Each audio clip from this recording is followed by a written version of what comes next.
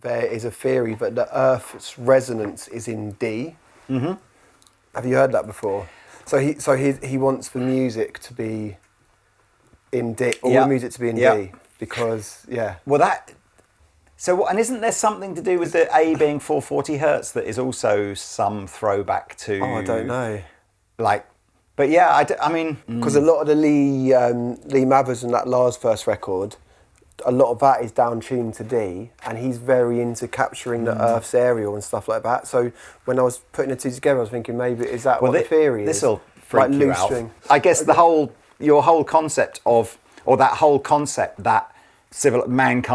humankind has certain frequencies that create a certain feeling. I think they must do. If you think about why is a major chord a major chord and a minor chord a minor chord? That's what music is, isn't it? Yeah. It's like frequencies. It's just in terms of like sound pressure levels, they're the same.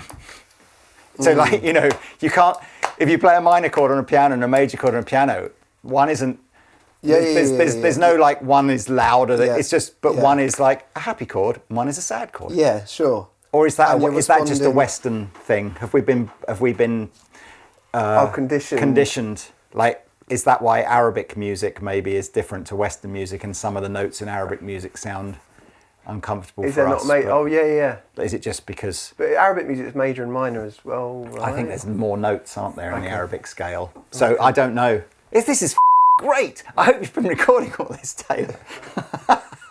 These are my favourite These are my favourite conversations. But with the Earth thing, I think the theory is that the Earth hums. So making music is amazing for it, because he was saying that if a dolphin's in captivity, it's like it feels like being in a tank like that because everything's bouncing off all of the walls of the it will feel to it like you literally just got your hands over its ears. It's like permanent tinnitus for dolphins or something like that, but times 100. Exactly. And then, and being in the ocean is actually a sound thing, because the sound's travelling. I certainly know they talk about all the wind turbines that they're putting in the sea, playing havoc with just how animals communicate in the sea, because they resonate. Whether I read this in the Daily Mail or whatever, but they resonate at similar frequencies to whale song. So the air turbines just vibrate, because obviously, as anything would, on a similar level to whale song frequencies, and therefore it's like a radio, and it gets in the pirate radio gets in the way of a signal or something. I mean, without a doubt, in the last 150 years, mankind has just sort of we're f***ing with Mother Nature so badly, and we have no idea. Yeah. It's interesting, because that's what this film's about. Yeah. Anyway. Honestly, intro. Who knows? This was. You are living the dream, and I'm now living the dream because you've come into Andertons like that. Who wouldn't want to play the guitar in a successful kind of indie rock band, have a massive passion for sport, at the end of the rock band thing, be asked to co-present a hugely successful sport podcast, Tailenders, cricket podcast, and then go on to do stuff with Fulham and stuff about baseball? I mean, you are living the dream. Thank you. People say that to me sometimes, but I don't know. It makes me feel confused, is the honest answer. Because when I was in the Maccabees, I used to always feel like when people in bands are like, I'm in a band, that's who I am. And then when you leave a band, you have this moment of being at sea a little bit, where you're like, I don't know. People respond to you in a certain way when you say you're in a band, and you sort of, whether you're aware of it or not, you get by on that thing. Like, I'm the dude in the Maccabees, you know. And so when I was at that, I still get a thing of like instinct, like trying to say, but I was in a band, and you know what I mean. So I've like sort of flapped at doing millions of things, but they've all been great. I love doing all of them. Well, look, this is Felix White, ladies and gentlemen, a multi-talented gentleman from a band called the Maccabees, and so 50% of this conversation, I suspect, will be like a traditional interview where I talk about how you got into guitar and stuff. But I suspect it will go off on tangents, as you saw at the beginning of this interview, where it kind of did already. Yeah. But welcome. Earth up. Well, absolutely. I mean, I sort of the older I get, the more I sort of just end up going, oh, blimey, I haven't got too much longer now, so it probably doesn't matter. But yes, it's frightening, isn't it? Deep. So come on, look for people that don't know about the Maccabees. Yes. You sort of, I suppose, had a fair amount of success in the sort of noughties and the, what do we call it, the tenties? Yeah. Yeah. So even that feels like a while ago now. Yeah. And how would you describe, because I actually found it quite difficult to even sort of pigeonhole the Maccabees. You can very loosely say it's a British indie rock band. Yes.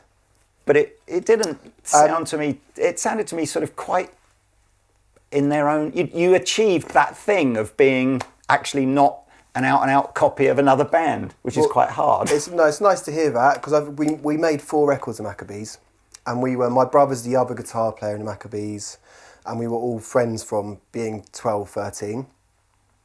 And when it happened for the Maccabees, it was just right in that phase where, off the back, I guess the sort of Strokes universe, everyone playing very quick, very tight, every beat in a bowl, that kind of thing. We were right in the flux of that. And then every record we made, every 3 or 4 years after we toured, changed quite dramatically. So you almost, when you hear the evolution of the Maccabees, you can almost hear us growing up, right, and the sound changing significantly, which is quite nice when you look back on it and you diarise it and go, oh yeah, we did move around a bit. But certainly to begin with, we sounded like a lot of bands right our age, because we used to go out and listen to, when we were young in South London, everyone just liked drum and bass music. So you go out and it would be like very high tempo, like intense drum and bass music. And then we were going home now and being into, like, the only people we knew into Old Grey Whistle Test, so watching Dr. Feelgood and all this. Yeah. And it just so merged that then the Future Heads and Block Party and all these bands that we could see in real life came out, and they felt like the bands on Old Grey Whistle Test. So that was very inspiring to us. And that's how we just learnt to play in a room between us without knowing any music theory or anything like that. And yeah. Were you and your brother doing stuff from even when you were in your teens? Yeah, so we just watched Clash videos, and that literally we would do it in our bedrooms, where we worked out if I played and he went, that sounded good. So it was like literally that simple. And then learning that it was how to do octaves. So a lot of the first Maccabees record, I don't know if you can hear it about the amp on, but it was like just doing that a lot, and it would sound massive. Or when you got your hands to go, oh, you're playing like 3 octave kind of. Yeah, that's So you'd work out what a song was, and you'd both be doing that either sort of in vague harmonies or literally octaves of each other. But you've got that feeling of stereo guitars moving in and out of each other. So that's literally how we did it. Who's the elder out of the 2 brothers? I am. Right, so did you get the guitar first? And Well, what the story was, I was into, because I loved Oasis. Right, didn't we all? And I was I just play guitar just to play Oasis songs, obviously. And I was in a band with my friend who actually became successful musicians as well, called Jack Pignate. Right. We were in a band called Jack's Basement, right, because we rehearsed in Jack's basement. And my brother put a band together, long story short, the Maccabees, and we played these nights together in Brixton at Brixton Jam and stuff like that. And Jack phoned me when I was very committed, very dedicated, not very good at music, but good at organising all the stuff. Yeah. And when I was about 18, Jack, I can still feel it now, like I can feel it like it's emotional speed. Jack phoned me and said, I want to do it myself. I don't think this band's working. So I literally put the phone down, and my room was in the top or attic of a house, went down the flight of stairs, told Hugo, my brother, what had happened, and begged him to let me be in the Maccabees. And he held his power for a second, and he considered it, and he said, all right, you can be in, but I'm lead and you're rhythm. I went, okay, you got yourself a deal. I think sometimes in a sibling band, if you don't establish the hierarchy straight away, it's just a recipe for just arguments forever. Well, we sort of never have done, to be honest with you. Right. it's always been a bit like, or maybe he would say I don't know. But I think if in your heart you go, yeah, it was Hugo's band and I joined it. Yeah. It defines.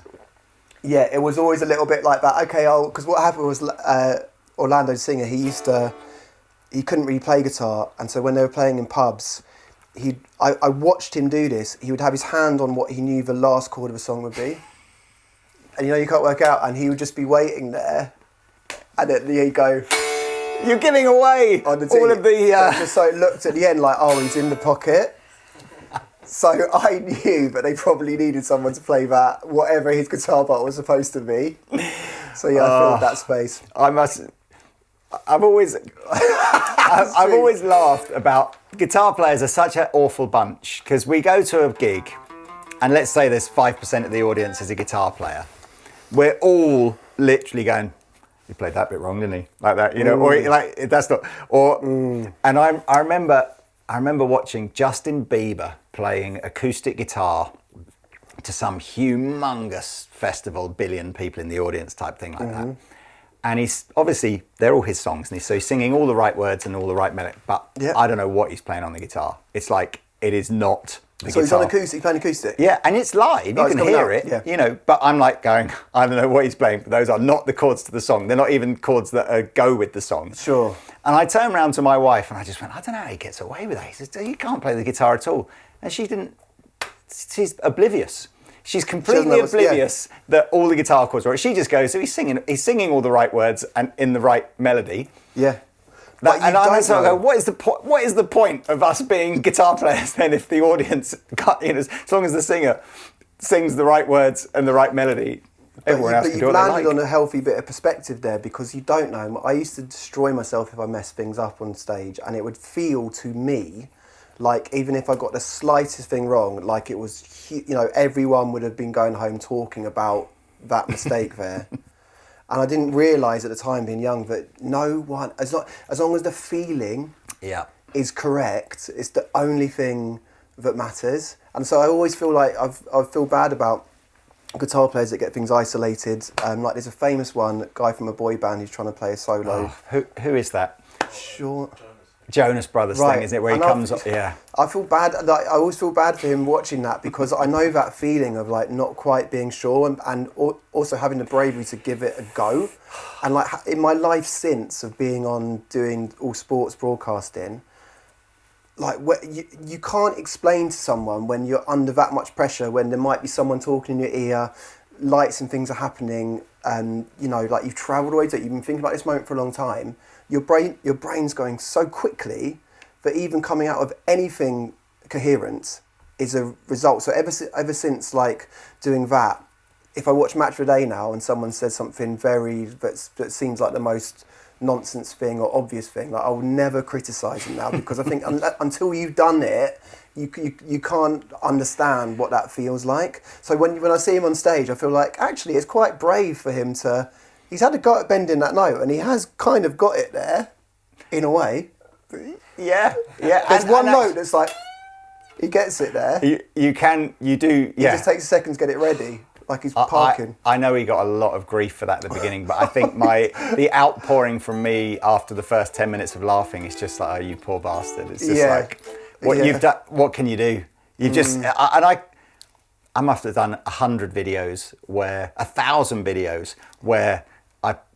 I've gone, I'm in the wrong key, aren't I, to play this thing? And you know what I do? I just go, can we just film that bit again, please? Yeah. And no one will ever see it. And no one will see it. It's like, exactly. But that poor bugger, that's it, forever. Yeah. Forever there. Anyway, all right, well, look, so we talked a little bit about how much the sort of sound of the Maccabees evolved over the time. So by the time you were really in your sort of pomp and you were getting the sort of decent airplay and charting singles and stuff, was this second, third out? I mean, where are we? We always went steadily, like bump, bump, bump, bump. Right. So in my head, even from the start, we were always doing quite well. But the first album we did pretty good. I think it was a top 20 record. By the end of that tour, we were doing Roundhouse and those sort of venues in England, touring the world. So in my head, it was like unbelievable success. But when you look back on it, it was we went to, there were a lot of bands, probably a similar size. We went away, made a second record that had a lot more brass on it. It was sort of more muscular record. Made that with Marcus Drabs, who had just done Bjork's records, and he'd just done Neon Bible by Arcade Fire. So we kind of came back a bit more fully evolved, a bit more grown up, got bigger again, then went back again, and then the third record we pretty much made ourselves, but the first time we discovered pedals. So up until that point, we'd all been going, so the first gigs you're playing, obviously you're just sharing one tuner, literally passing it around. And then there's like, everyone's got a distortion pedal for the big bit. Even at a roundhouse, that's what the setup was. Kind of great. And then, but for whatever reason, when we got to do Given to World, the third record, I've been listening to Spirit of Eden, and we've been getting into these sorts of records. And we'd got an advance to make the record, and I just went to Denmark Street and I bought so many pedals, and I put them in plastic bags and just took them home and just worked out sounds. And that's kind of what became then the sort of like between us, that sort of soundscape idea. Because we didn't know, I had an ex-girlfriend at the time who was really into like post-rock and Godspeed and all that kind of thing.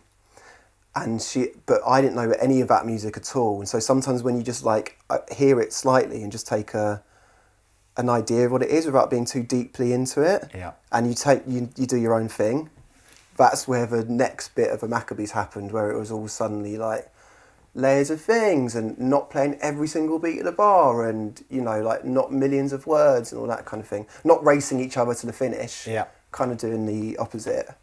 I think that must be then the bulk of what I recollect of the Maccabees, because I always remember a certain ambient feel to the hits that I remember, rather than anything, as you say, like more like racing to the finish line type stuff. Yeah, we were not that band at all, and that was like a light bulb moment. Right. So and this, I mean, I said before we started filming this that we'd probably get round to talking about the gear towards the end, but I think this is I just love pedals. I mean, I love guitars and amps as well. Me too. But there's nothing, I think it's important. People sort of say, why have you got 10 guitars or whatever like that? And sometimes you just need another guitar to unlock something, or just to give you that. Same with amps. But let me ask you a question. Do you believe that there are songs in guitars? I definitely, yes. And I certainly... You do? I can remember an interview that I did with James Bay when his first album came out, The Chaos and the Calm. And he recorded most of the album on this Epiphone Century, which was a sort of a rattly old semi-acoustic thing. And 100% the songs were shaped by that guitar. I mean, he obviously would have done the chords and had the melody in his head or whatever, but the vibe of the songs were very much because of the guitar that he happened to have. And I don't think he went through like 50. He was presumably on the part of his journey where he probably only had one guitar. It's not like it's just, it was needs must type thing. It's just like that's what it was. So well, what do you asked me? So, do you think the guitar has the song, or I think I just asked you that because it was just you were talking about guitars can be guitars and I hear lots of. Well, I've just started to get because I had this guitar. This was the first thing I got with the first Maccabees record advance, and it's always been my guitar ever since. And it's been helpful because it's a telly, so it goes. So if you put energy into it, it comes out. But when we started doing the atmospheric stuff. Because it's hollow bodied, it responds really well to it. So this guitar's sort of stayed the course with me. But sometimes I do feel like I could have played different guitars.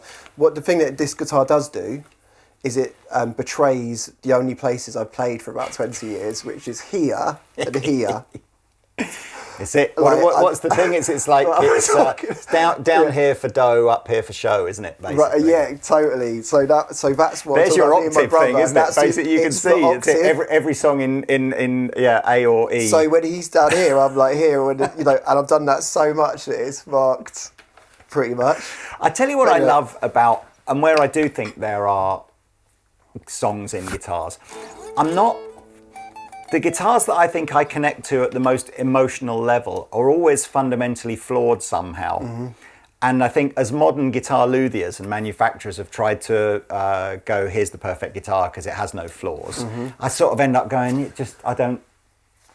it becomes more of just a tool for, you know, as opposed to a creative. Well, you know what's helpful for me being left-handed is that I don't look around at all the options. So when I see guitar shops, they might as well be empty to me. Like I actually I disassociate in a guitar shop. I literally will not look at any of the guitars. So it looks to me when I walk into a guitar shop like it's an empty wall. There's one guitar over there. And that's actually really, it's like really helpful. Do you know what? Like behind you, I can see nothing actually. I'm blind to all this. I get so much grief in the comments section. And it's always directed at me, even though I don't make the guitars. You know, it's like, oh, see, no left-handed version of that then, no left-handed version of that. It's like, all I can tell you from a retail perspective is every 4 or 5 years, I'm guilt-tripped into investing into like 100 left-handed guitars for Andertons. Right. And a year later, they're all in the Black Friday sale because no one's bought them. But there must be more left-handed guitar players than the percentage in... I don't... You know what I mean? Yeah, definitely. There's definitely... left-handed guitars should make up 5 to 10% of sales because 5 to 10% of people are left-handed. Yeah. It's not even 1%. Yeah. But I don't know why. You know, so all I can say is I'm so glad that pedals and amplifiers don't care what handed you are. Can you imagine how much more painful it would be? If you're left-handed pedals. Yes. It'd be just a disaster, wouldn't it? It'd be like... This is my left-handed pedal board. Everything's the opposite way round. I think we should. There's an idea there. We'll market that as something. Yeah, it's interesting though. Just quickly on that, but when you meet other left-handed guitar players, it's all a bit like, oh, you got my guitar. It's like the world's ending, and you got to get into the store and buy the beans. Like Ben Howard said to me, but he thinks that me and John McEnroe bought all the left-handed guitars, which is clearly not true. But it's like that idea of like, oh, you've got the only one.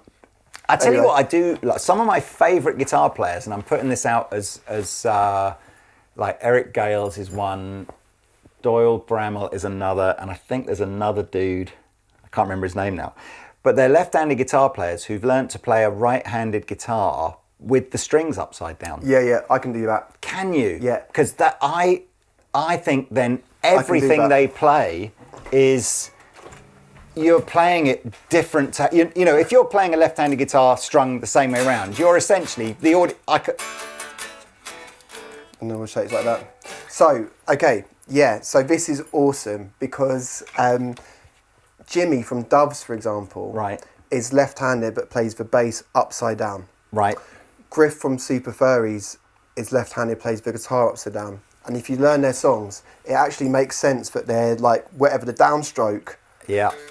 It is coming at a different angle, so it actually sounds different and cool. Yeah. So quite often, I'll write something because of my brain switched off on a right. It's like if you don't know how to play piano and you play C and F. Yeah.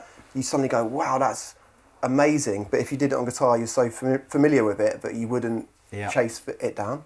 So when I do it on upside down guitar, sometimes you're finding. So I write a lot of bass line, like upside down, and then go back the other way because your brain, it sort of like tricks your brain into thinking that it's new. You see what I'm saying? Yeah, no, I do, and I hadn't even thought about the upstroke downstroke thing, but it's just just so refreshing because you'll hear a guy like I don't know. I mean, so many people are rehashing the same blues licks over and over and over again.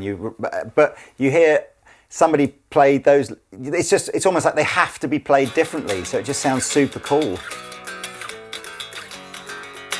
That sounded cool. Even just doing that sounded cool. Just doing like the hammer on the E string because you would never. No, you might do, but it wouldn't be the same though, would it?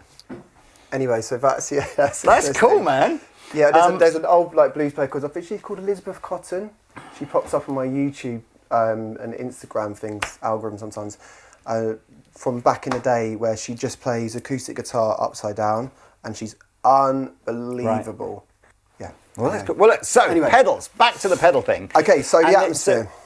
I'm interested. Yeah. So I think players like The Edge, where you see these horrendous articles in shitty music magazines that go, top 10 most overrated guitar players or whatever like that, and someone like The Edge is often in those overrated. Yeah. And I'm just like, how can you say that? He's written some of the coolest songs of all time, but of course they are very reliant on the effects to create the overall vibe. But so, and I noticed your board is very, unlike my board, which is very overdrive heavy, yours is very ambient heavy with 70% of the pedals doing. It's quite frowned upon. I have been asked by producers, why have you got so many reverbs?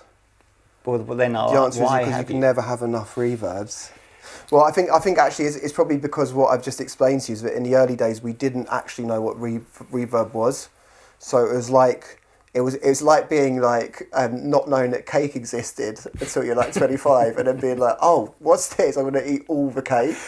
So take us through. I mean, you've got yourself a gig rig G3 on here, so you're obviously, is that just because you're switching between lots of different combinations? Okay, I had another gig rig for ages, and that is now my film score and soundtrack board with a lot more sort of wilder, interesting stuff.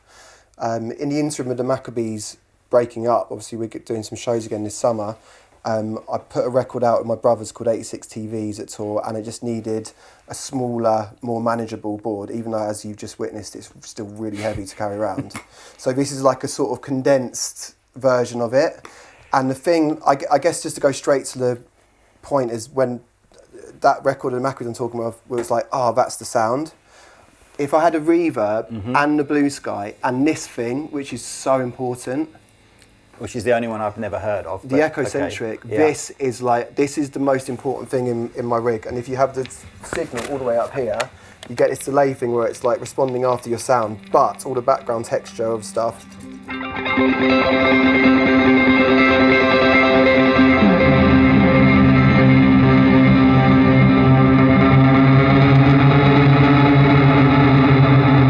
So quite often in Maccabees, or like even in gigs, because Land wasn't always that keen on talking, when we found this sound, like in the middle of songs while people were getting stuff ready, I'd be doing that kind of thing, or like changing from minor whilst things get ready, and it would all like link into one thing. But that ended up becoming, so if you can play lead lines like that in a lot of those records, there's a song like something like Happiness, which is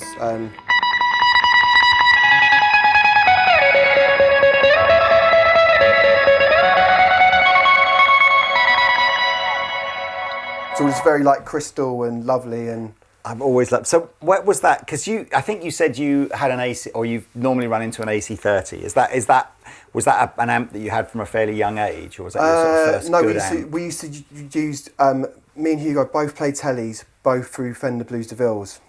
Okay. Extremely wiry. So you had big reverbs in those already? No, we did. We wouldn't even use it would just be like direct, straight.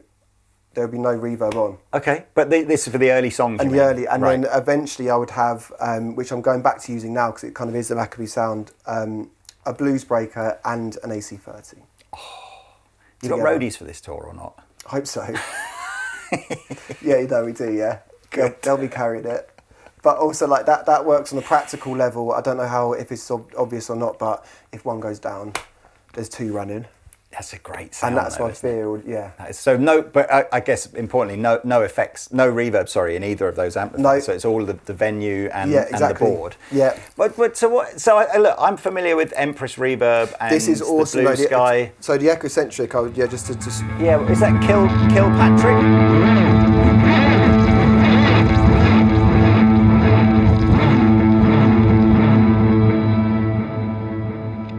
But who's the guy, Kilpatrick? I got no idea. I can't even remember how I found it, what it was. I think it was in Canada, made in Canada. What's the little one in Denmark Street with the really nice guitars in? Vintage and Rare, is it? They changed it. I'm not sure. I think it was in there. Right. And I think I just thought, oh, that looks interesting, and that became the thing. And then this is also in the last two Maccabees records. which is just for the reverse sound. Okay. But it's a big pedal for one sound. I can't find another reverse pedal that sounds the same as it, and because it's on records, it doesn't sound right if it's not that.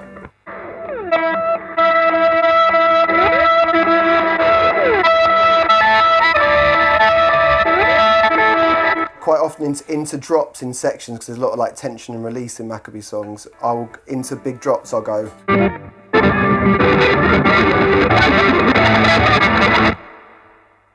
It's got like a Pink Floyd vibe to it. Yeah, that, it Some does. of those sort of unusual. I mean, I guess they were one of the first, weren't they, of like the sort of soundscape kind of thing. But that was I'd never re-listened to Pink Floyd. So only recently I did, and I started thinking, oh, that's a bit like what I do.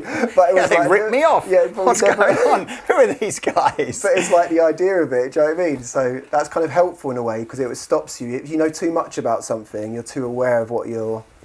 I wonder if that is a shout, actually, because I think some of these things would be quite hard to know what to dial in. You've just got to accidentally find things and then try and remember what it was. That's because I'm not technologically minded, can't even say it, but I'm not minded that way, so that I don't really have the patience to go through pedals and tweak things or understand even what they do. So it's about like just finding something that feels right accidentally, and then normally what will happen is I'm like, right, take a photo of that and never change what that does, because I might lose it. What was the take? Can you remember what was the pedal that, I don't know if it was a Chase Briss pedal, but there was like a delay reverb pedal that was completely random. So like it would never, you just turned it on and it would never do the same thing twice. And I always used to think, and it was hugely popular. Wow. It was like people will say in the comment section what it was. It was like really, really popular. Everyone kind of had one for a while, but I was always a bit like, how do you use that kind of no. Anyway, whatever. Do you remind me of Gwilym from Gold and Silver? Do you remember this? He made a record where it sounded different every time you played it. Right. It played you it was online, it played a different mix of the song every single time. Wow. I can't even imagine how that would even be possible. Like but that's brilliant. I guess it's sort of, just randomised a section of the song or something like that. But so so we got lots of big reverbs and echoes and stuff. What's the Memory Boy? Is that just this is what I end up using this in a lot of 86 TVs, but we were quite into the classic thing of making guitars not sound like guitars. Right. And then a lot of lead lines popping out and feeling like catchy, big, identifiable solos, but just with a bit of weirdness. So yeah, I think so. Yeah.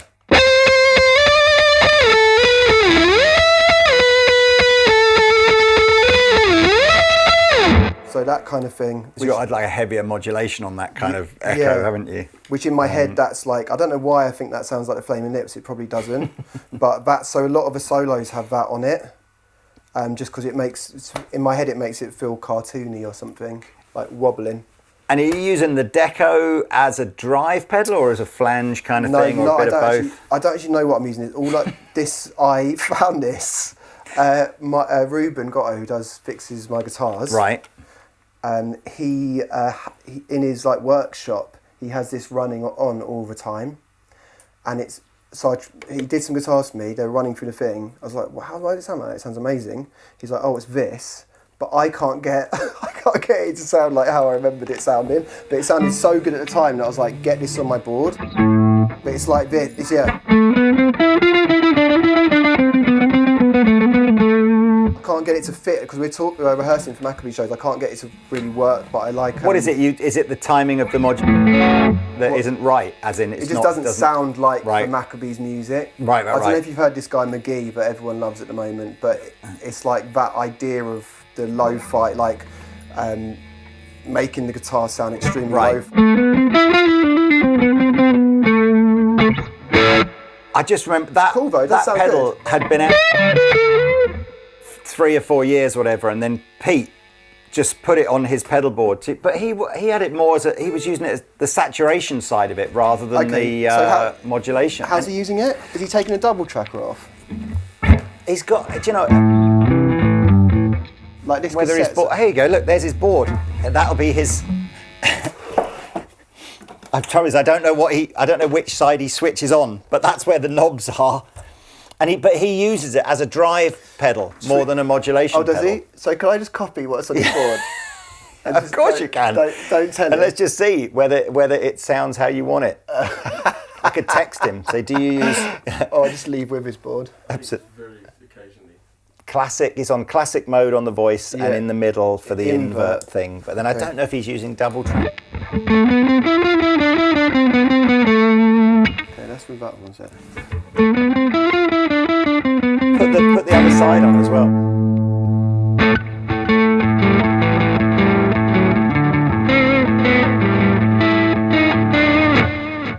Wow, I think maybe he doesn't use that side. He just uses that. But I think it was just a really great sounding.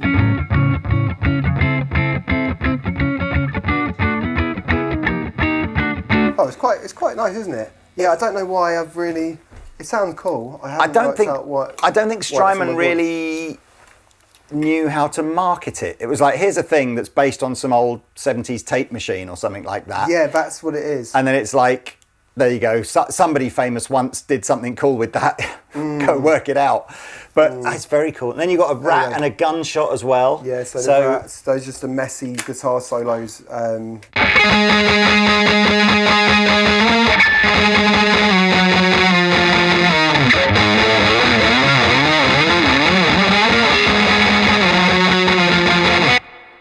That sounds like something I've heard on one of your records. That's obviously must be quite synonymous. That's the octave thing that I've ended up playing, like just what I was talking about in the early Maccabees, but I've just ended up using it to pop out in. Yeah.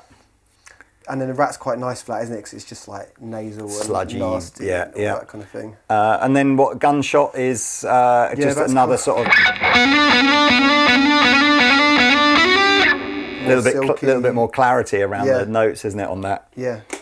And that'll do a whole gig, will it? That'll do 86 TVs and the Maccabees. Nice. Yeah, that's pretty much everything that I need. Like it's sort of, I felt like I needed a lot more at one point, but that's pretty much it.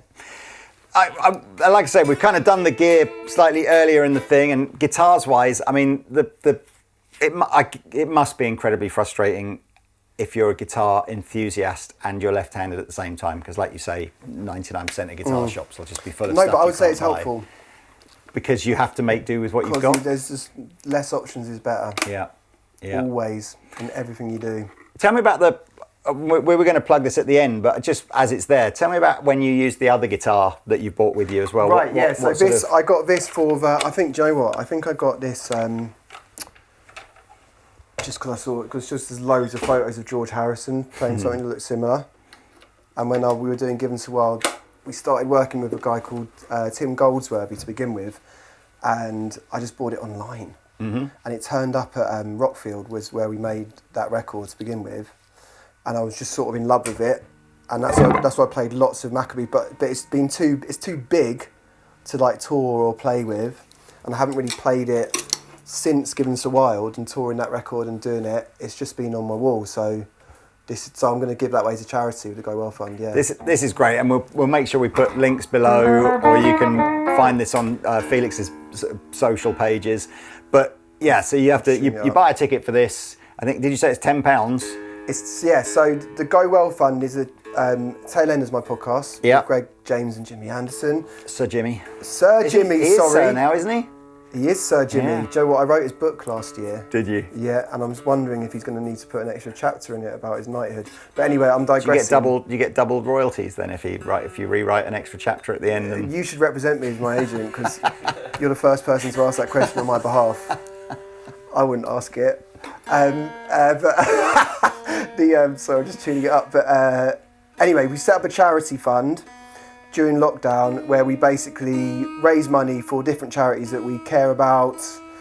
Quite often there's cricket gear from basically go around Jimmy's house, raid his caps, whites he's worn, balls that have got 5 for against South Africa, whatever it is. Yeah.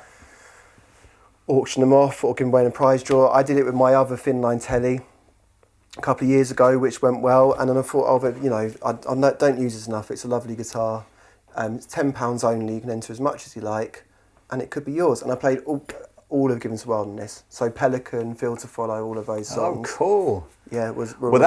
that particular fundraiser for the Go Well Fund ends quite soon after this video's come out. So make sure if you've watched this video within a day or two of it being released, you probably haven't got a lot of time left to go and enter that. But it's good for a tenner. It's amazing. I mean, is that I'm not sure I even know what it is. Is it one of the country gent? I think. Is it a proper Japanese one, or was it one of the electromatic ones? Or can you tell? Does that give you? Yeah, a clue? it is. It's one of the. So I mean, this is a few £1,000 worth of guitar. Yeah. So I mean, it's because I wasn't sure with the painted on F holes. If I always loved that from that sort of country gent kind of vibe. Yeah, I didn't. That's very cool. To be honest with you, I didn't realise that they were painted on when I bought it.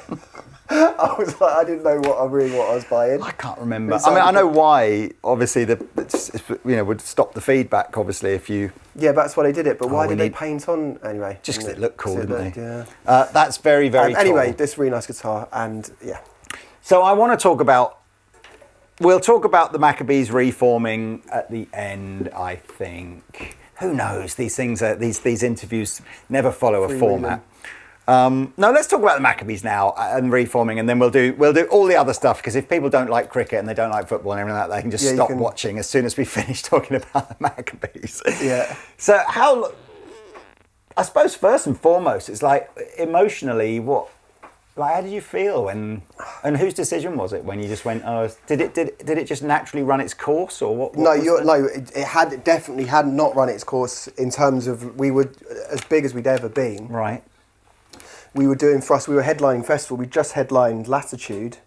We were doing like pretty big shows. We were doing, and when we did our last tour, so I'm stuck here. Oh, it's in there. In the guitar. Yeah. When we did our last tour, we were we'd done 3 Ali Palis and the equivalent. So it was going like the record had gone to #1. Right. So it felt like every step we'd made. In my, people might disagree, but I felt like the music had got better, more detailed, evolved, mature, all the stuff. I just thought we were better in every way, and we were bigger in every way. But we had been. It's the classic story that we, like I said, we're brothers and family, but we'd known each other since the age of about 12. You know, not me and my brother. We'd known each other since not. Yeah. But and then we went, so we spent so much time together that even though it was externally working, there's this feeling of like, I don't know if you'll know, but it's a bit like with family, but you know the feeling of like when you're so familiar with someone. Yeah. And you're not sure what they're doing or what you're doing, but when you're in each other's company, it's starting to get like tense and cold, and the worst bits of each other are getting. I used to remember feeling like, oh, when I'm coming into the door, like, oh, I don't want to walk into the room because we're gonna be weird with each other. Yeah. So all that stuff started happening as it was kicking off. So it was quite confusing, probably. And I would have been, I was like, let's keep going. Doesn't matter, you know, we were achieving my dream of being that band. So for me, it was like, no, don't worry about that. Let's just keep going. But anyway, I won't go into the other details because it's for other people to say. No, I guess it's emotionally that must have been quite devastating, wasn't it? Broken when it was ending. And we did this tour knowing that we were going to, the last album tour around the world, knowing that we were going to break up, but only amongst ourselves. So everyone else was coming to us going like, you know, it's going so, you finally, da da da da. And we'd be like, yeah, you know, going back. So it was like really strange time. And then, but having said all of that, when we finished the Maccabees, did some final shows, had these amazing last shows where everyone knew it was happening, but extremely emotional things, but saying goodbye to a kind of chunk of our lives. So it's early 30s, and it really sort of accidentally or otherwise bookmarked that part of our lives is done. And I look back with it now with a lot of gratitude, because I wouldn't be presenting the baseball. That's what one of my goals was going to be. But it sent my life into loads of different things, which if I hadn't done it, I'd have been in studio just with the Ecocentric. But I mean, again, for about 7 years. I'm not, you know, I haven't lived in that world, but the timing couldn't have been worse, because you were just, the whole music scene was just that idea of bands from the 70s and the 80s that could have had basically 6 or 7 years of success and then lived off that forever. Right. Yeah. That's done couldn't now, do that. isn't it? So like the minute the band goes, that's it, we're finished. Are you literally going, I might have to get a normal job. I'm due for a job. Like, what am I going to do? Well, that was part of what those last shows were, is that we knew if we did those big shows, there would be like a couple of years where you just get a little wage coming through, everyone can work it out, you know. So we did that. But yeah, I was very much thinking that.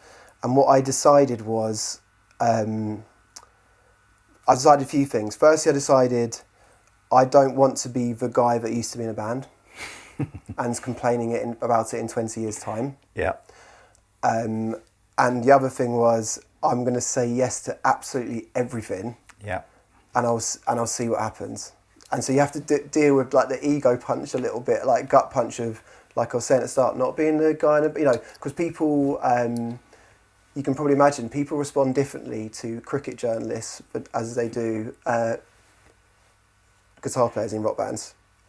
Unless you're a very small percentage of nerdy English guitar players that are almost more excited about meeting the cricket journalist or than the other way around. Guitar player. Exactly.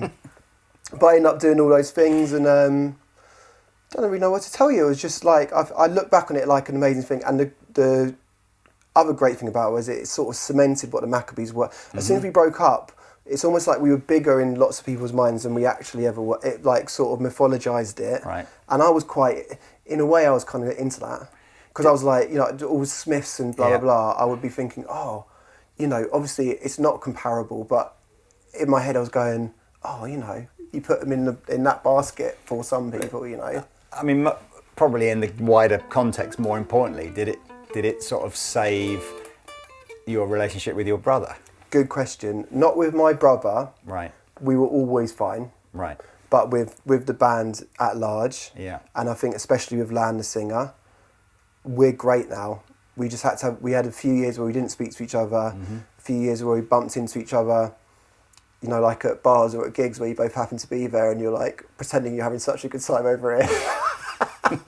Like with your ex or whatever. We had a few things like that. But I always loved Land. It was just like heartbreaking that. Anyway, but we're good now. Yeah. So that relationship has been saved. Oh, that's good. And we became friends again outside of the band, and that's led to. What's the dynamic reforming now? Like, do you have to be very conscious to behave differently to not repeat the same problem, or is that not even a thing? Great question. But that's what growing up is, isn't it? You're like, or you try to be like, oh, I'm doing the thing that I know I do. Do you know what I mean? I've got to be real with myself. Oh, the trigger. I've got to not do that. Yeah, exactly. Someone said something there, and I could do the response. Yeah. And I'm going to try and not do that. Yeah. So there's a bit of that happening, but also the thing about these rehearsals for these shows, the cool thing about these is that it's the first time we haven't been like writing a record, moving towards something else. So there always used to be like a natural productive tension in a band because you're like trying to get somewhere else, or like people think you're one thing and you're trying to go somewhere else. And this is the first time we got together and been like, oh, we like the music. Let's just play the music. We won't write anything new for now. We'll just enjoy being the Maccabees. You're going to get bored of answering that question, I imagine, this year as well, aren't you? Which is like, so is there a new album coming? And what is it? But this is just, we're going to have a bit of fun this summer. The honest thing is, we'll just see if it's happens. really good. And if it's fun enough, I think that'll probably happen. Yeah. But we just, you know, like, the last thing you want to do, if you've got a band like that, last thing you want to do is just get into a room smaller than this and potentially argue about music for a year. Sounds more fun to go and do Glastonbury and All Points East and go and celebrate the thing, and then that might bring a new energy to the whole. Inevitably will. Yeah. You know. We'll see. I mean, no, look. Do you know what the weird thing was? Coming back to playing the music is that I remembered it all. Exactly. Like, I'd played it so much that I could do it exactly the same as the last show, having not thought about it or listened to it for 8 years. That's amazing. Like even the pedal switching, I could like drive in the car. It's like dump, dump, dump, dump, dump. It's just all in the system. And was everyone like that in the band? This is not the time, is it? No, the drummer was shit. Yeah, no, everyone was pretty good actually. Maybe Sam was amazing drumming. I was about to slag him off, but he's incredible. Land would forget words, but I think he always used to. But he writes amazing words, so he's allowed to forget some of them. I think we were pretty good quite quickly. I think. Look. So, brilliant. If you're not interested in anything sport related, switch off now. You can now go and watch something else. Please like and subscribe, and we'll see you in the next video. But no, I feel like there's a comedy sound there. Yes, literally. We got the Tailenders little 2-chord thing in. Yeah. So that is. Do you know General Cricket and Sadness from Tailenders? Yes. So that's why I used to bring the board in and play. So we had this idea. So can I tell this story? Is it boring thing to say? So tell it. We had this thing in Tailenders where we realised that Jimmy Anderton, probably the greatest cricketer, if not one of them, England's ever produced, was on the show, and listeners from club cricket wanted to phone in and alleviate their cricketing sadness or pain via Jimmy. So they would write messages in that Jimmy would read out. Jimmy reads out still to this day, and you get your pain alleviated. And I had this serious song that I was writing for the Maccabees before we broke up, and that's ended up becoming the music to General Cricket and Sadness.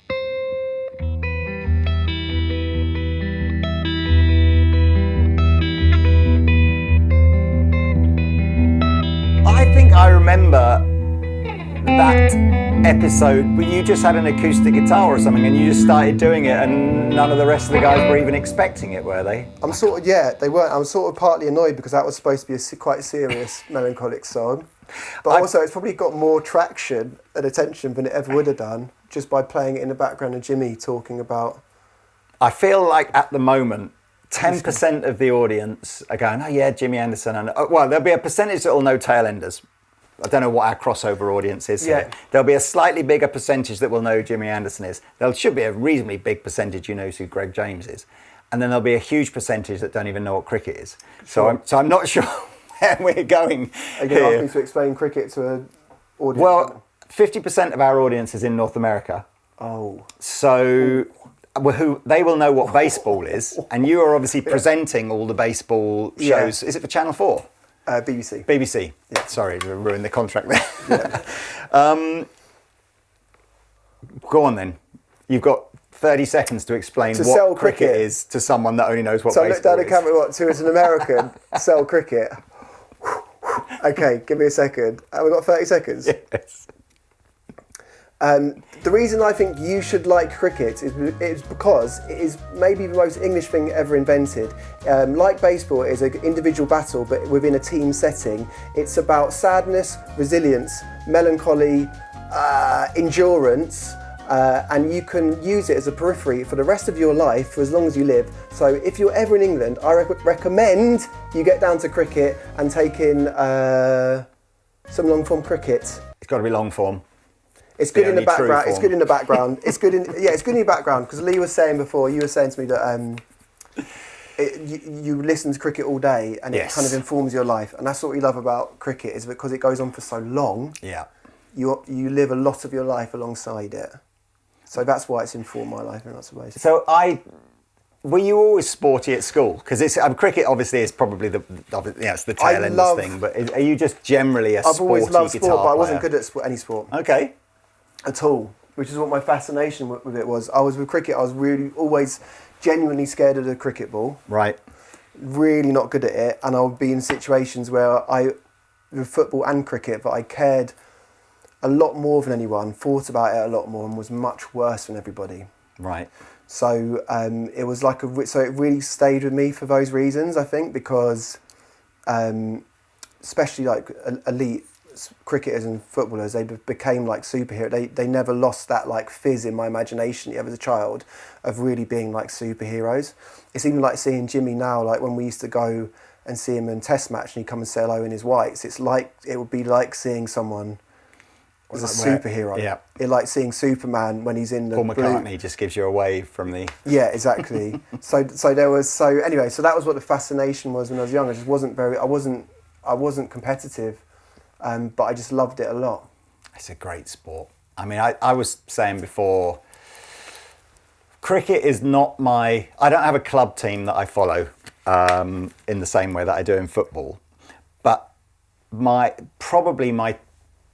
the most exciting sporting moments I've ever witnessed that have involved a team that I cared about, i.e. has to either be England or my football team or whatever, are two cricket matches. You know, that famous Ashes series with, Flintoff and Peterson and all that kind of stuff. Amazing. Best thing ever. Probably you're way too young, and I vaguely remember the Botham series. Really? What, 81? Yeah, but only, not that I was following it, but I sort of, in my conscious, it would have been a big news story. Yeah. But then the most recent, and possibly the most exciting single sporting event I've ever witnessed was the World Cup cricket final. Unbelievable. Unbelievable. With Ben Stokes. Yeah.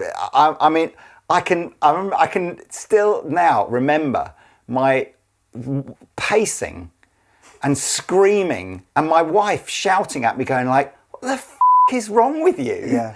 Yeah. And because I was so excited. Yeah. I don't think I've ever... I actually cried. Did you? Yeah. I'm not ashamed to say. Well, am I ashamed to say that? I'm a little bit ashamed to say. I cried my eyes out because we were there. It was so. Oh, you were there as well. Yeah, we were there. We'd done a Tailenders that morning. Oh. And also, I don't want to get too in the weeds, but Machin from Tailenders, who is distantly related to Sachin Tendulkar, but he's a shoe salesman from Bristol. That's too much to explain. I know the full Machin Tendulkar backstory, so you'll have to go and listen to about half a dozen episodes of Tailenders to get that. It's too much to explain. But anyway, we met Sachin Tendulkar at that in the morning. We did a show before Test Match Special, which was a mad thing to be inside the cricket universe. And then obviously that game panned out how it did, and I cried my eyes out. And I think what. You saying that your wife wasn't like, what are you doing? Yeah. And it's hard to articulate, I think, how those things feel. But I think quite often you're accumulating a lot of your life and history. So you're often thinking about maybe people in your life that aren't here to see this. That's sort of in the background of your brain. Do you know what I mean? And the amount of history that it's taken. And also, I don't think there's anything else in the world that can make you. There's that risk in it. It's entertainment, but you could be so happy or so sad, and it all depends on this thing that's happening literally now. There isn't anything in the world that can do that to you, really. What was when Jimmy talks about the games that he played in, what was it like? Is there any way he can sum up what it's like to be in there? And is there any parallel to being in a band and playing? I actually spoke to Mark Wood about this, the other England fast bowler. I'm feeling people turning off as I'm saying this, but he's a legend. It's all right. It's all right. They're off if they want to be. He's a legend, Mark Wood, and he was saying we do some Tailenders live shows where I put together a band, and it's a bit of a almost like a 90s TV show with a sofa and a band and going into the crowd and all this kind of thing. And he was saying it was such a relief to be in a performance situation where everyone's on your side, because he was so used to having the adrenaline as if you're going into battle, which you technically are. And in cricket as well, sometimes someone's trying to hurt you, So it's so different in a lot of ways, I think. But the thing with Jimmy that's interesting is that because he's doing it, he doesn't remember it as well as I remember it. Right. Like when I was writing his book last year, he was. I thought, what we'll do is I'll sit down with him and we'll watch back all of everything that he's achieved, and he can like sort of narrate what was going through his head, X, Y, and Z. But because he's watching it from that perspective that I watched from on TV, he doesn't really remember any of it. He's just doing it. You know what I mean? So it's kind of very different experience. I think I've probably heard musicians and sports people be asked this question before, but I think quite often the sports person would go, I can't, you know, the bit opening being the lead singer of a mega band and opening Wembley that would be amazing, and then the musician would go, surely scoring a goal in the FA Cup final for your team is back. But what, you know, what do you, where do you go? I would never, like, I genuinely think being in a band that's going well with your, like, best friends, I actually don't trumps think everything. Maybe scoring a goal, you get that moment of endorphin, which must be incredible. But I used to, when we used to play live, or still do, even with 86 TVs, I do feel like time slows down, and it's the only time I feel like, this is where I'm meant to be. Right. It's just a sense of like that. This is what I'm supposed to be doing, and you're always searching for that, aren't you? A bit in life. And I don't know if you do. Do you do that when you're playing sport? I don't know, but I think you're more in the Peter battle, aren't you? You're more getting in and getting out than like, I wish I could stay here. Do you know what I mean? You're right. Or maybe that's not. I don't know. I suppose there isn't the sense of. Yeah, music's not as competitive, is it? So you're not winning in the same definition that you're winning. Yeah. You're winning much more emotionally, I think, in music, whereas in sport the definition of winning is quite binary. You either won or you lost. But I don't know, I mean, I can never decide that from, you know, I still go back to sort of thinking, would I don't know. I still get the couple of gigs that make the hairs on the back of my neck go up. But, you know, seeing Queen at Wembley, you know, when I was about 14 or whatever, was like, and going, I wonder what Freddie Mercury was that felt the really like. famous one? Yeah, my dad. You were at that? My dad got tickets for me and my brother in 1986. That one? You were at that? Yeah. Wow. It was mental. So, like, I'm always like, I wonder, or was it, you know, whoever. Sadly, England haven't scored a winning goal in a World Cup final. But, you know, like, whoever it might be hitting that goal. Do you know what, there's a lot of analogies I run. I don't know if you do that, but I would often, like, if life's difficult, even in a musical sense, I'll think, like, right, I've been in the field for 2 days, it's the end of the second day, fast bowlers are running in, I've got to survive. Just the next half an hour, and I'll like put it into like that idea of like something I'm doing. Right. Just hang in there. Do you know what I mean? And I see it in the Fulham team with like sort of, I love this Fulham team, but we've snatched a bit at big moments, and it's reminded me sometimes of being over pumped at a gig, where you're like over up for it, and you're just making loads of mistakes because you're too, you know what I mean? You're like too like but yeah, they're probably not drunk like I was. Hope not. Where are Fulham going to finish this season then? Well, hopefully 8th. You think that's the worst? I think that's the worst. Well, it might get a conference. Oh, you might get, okay, fine. Unless, if Palace win the FA Cup, then it's top 7. If they don't, it's top 8. It's ever so confusing this year, isn't it? Because we've got an extra Champions League spot or something, haven't we? And there's all sorts of different connotations as to who wins what cups, as to how far down the European places go. Yeah, it's confusing. Yeah. It's nice and simple for West Ham this season. We've got just enough points to not get relegated, but that's about it. Yeah, it's quite boring at the moment, isn't it, for West Ham? Super boring. But, I mean, look, so I'm not sure I've ever met anybody where I've just felt like you're reasonably far into your life and career and stuff, and yet the horizon seems to be so full of so many cool opportunities. Oh, that's a nice thing to say. I mean, normally you would I don't know. Normally, but you know, if you were a professional sportsman, you'd be finishing up your career by now, wouldn't you? And if you're, I don't know, the band's split up, so I almost feel like 2025 and maybe the next 5 to 10 years is just, it's like all of a sudden everything's like, wow. It's like it could be amazing. That's a nice thing to say. I guess that's the way that I kind of look at it is when I was in the band, when the Maccabees was the only thing in my life, I used to go home and worry and overthink the Maccabees to the point of it like being probably a problem where I couldn't see outside of it. But now because I've got doing enough things, I don't have the time to go home and worry about the thing. I'm just like, I've got to do this completely different discipline. And that, in some ways, that helps me because when I come back to the other thing, I haven't overthought it to the point of... And like I was saying to you before the cameras come on, Tailenders really taught me that things that aren't preconceived too much, things that are natural, things that are like you when you're expressing yourself as authentically without like affectation as possible, it resonates. And that's just it's a nicer way to live your life as well, isn't it? But I guess that's what's being like. Yeah, just taking the things that you love and enjoy and making it what you do. Well, whatever wherever your career takes you, if the Maccabees get some new lease of life and the next 10, 20 years is full of making another 10 albums, or sports broadcasting, or it's just.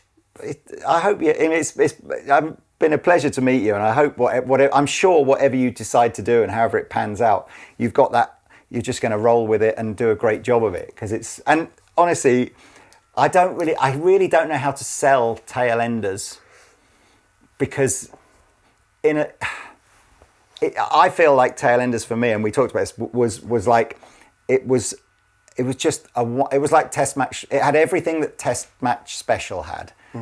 But in a way that I think if I was 20 again now, would I listen to Test Match Special? Maybe not. It's like it is some old boys telling wonderful old cricket stories. Yeah. But that for me is why I think cricket has its place in British psyche, because it's so much more than just watching 22 blokes lob a ball at each other, isn't it? And that's what Tailenders did and encapsulated in a way that Test Match Special did as well. I don't know. It's just a wonderful way to just stick the podcast on or the radio on and listen to. Thank you. A few people talking about life with some sort of stream of a bit of cricket going through the middle. Yeah, but also the nice thing about Tailenders is we have genuinely become close friends who are in contact with each other every day. So that's just become like an accidental thing that's magical in my life, really. So that's nice. And that's going to keep going? Yeah, we're gonna do loads. We're all summer. We're doing stuff, talking about going to Australia for the Ashes. There's some live shows this year and next year, so there's going to be loads and loads of stuff. Tailenders. Oh, mate. Cricket never stops, so we can't. Well, that's amazing. So look, thank you so much for coming in. Don't forget, if you're still with us as well, please go support the Go Well Fund thing. Actually, I've just realised how we get to end the interview with a Go Well. Or can we? Or is that just a Tailenders thing? No, We can have an honorary Go Well. So if there's any Americans still on, I can't believe that you are. In Tailenders, we have a sign-off based on a cliche that all cricketers end interviews with the commentator going, "Go well," and the cricketer says, "Cheers." So it's like your sort of like pastiche sign-off that all sports people end up doing in England. So when listeners listen to Tailenders, they'll go past me in the street and say "Go well," and I'll just say "Cheers." Sometimes not even giving eye contact, "Cheers," and that's all. That's the only interaction you have to have. So that's been nice. Well, would you do the honours then, and we'll assume that everyone says cheers back at you? Oh, I thought you were going to say cheers. Well, okay, we'll do it that way then. Fine, I'll do it that way. Lee, thank you so much for having me. Go well. Cheers. Cheers.